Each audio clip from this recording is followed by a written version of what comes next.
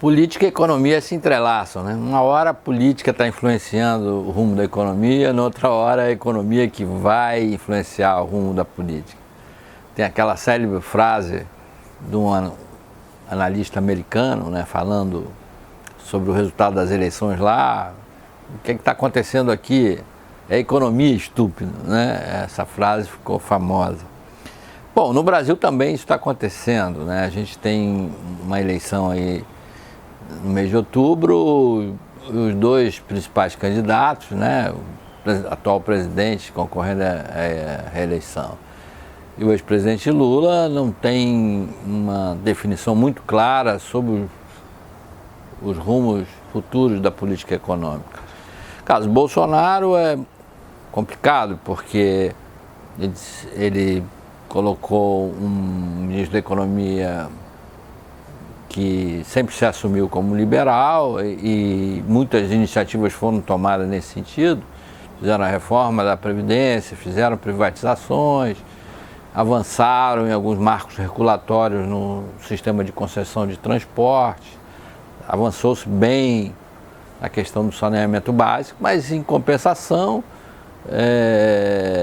o presidente tenta interferir, por exemplo, nos preços dos combustíveis, tenta interferir na Petrobras, no que a Petrobras vai fazer, mudou 4 vezes a presidência da Petrobras, ao mesmo tempo fez a privatização da Eletrobras, então não sabe muito bem o que ele pensa sobre a economia, né? O Paulo Guedes tem muita influência sobre ele, mas agora mesmo essa PEC kamikaze, como chama, essa mudança, uma emenda constitucional, ela permite que o governo gaste no que não poderia pela lei eleitoral, né? Mas você vai lá e modifica a Constituição pontualmente para permitir gastos extras. Claro que esses gastos, na verdade, são uma transferência de renda para pessoas que estão numa situação muito delicada nesse momento, né? A economia ela não reagiu suficientemente para absorver todo o número de desempregados, também gerar renda que as pessoas possam enfrentar essa situação da inflação.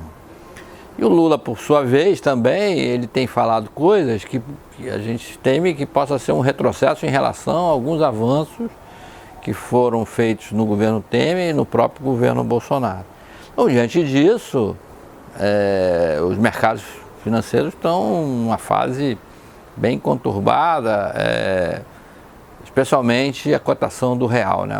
O câmbio ele é um termômetro dessas incertezas, né?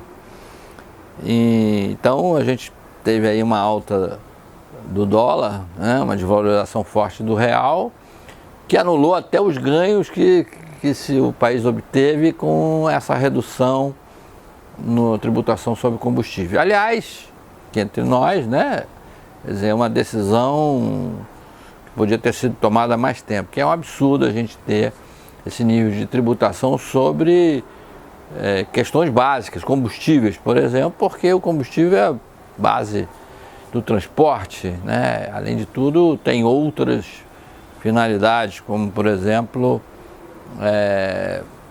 o acionamento das termoelétricas.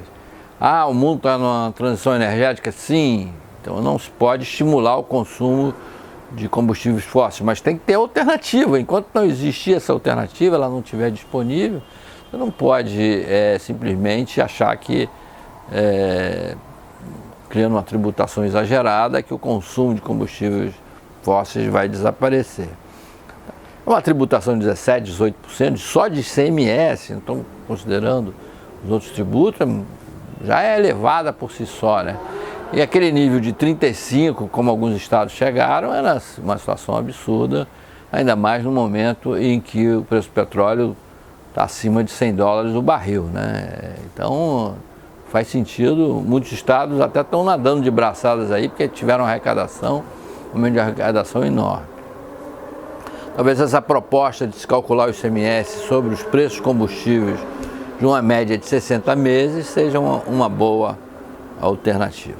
Mas juntando isso, essa situação de incerteza diante do que pode acontecer na política econômica a partir do ano que vem, se junta esse mundo conturbado que a gente está vivendo, né?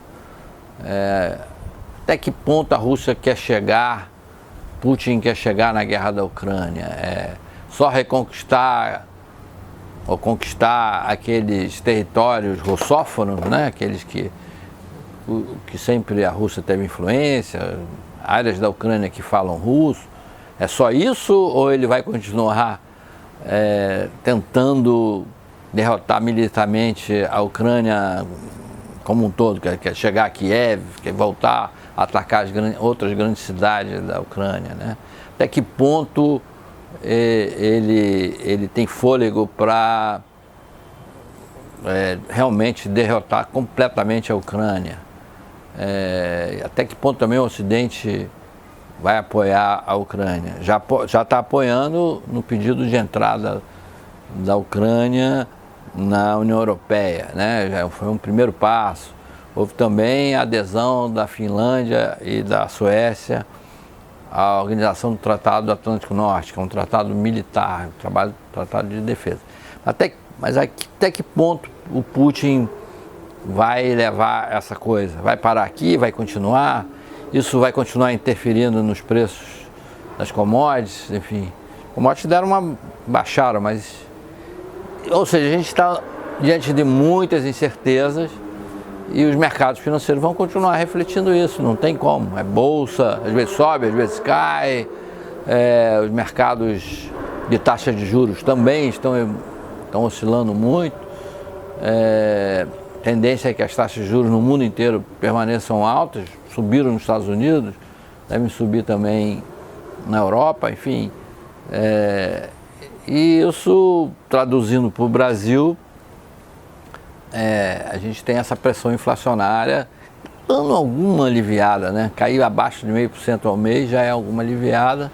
A gente precisa, para chegar na meta, tem que ser taxas de no máximo 0,3% ao mês. Está em 0,47%, ainda precisa baixar mais. Mas esse é um tema que eu vou falar em outro post.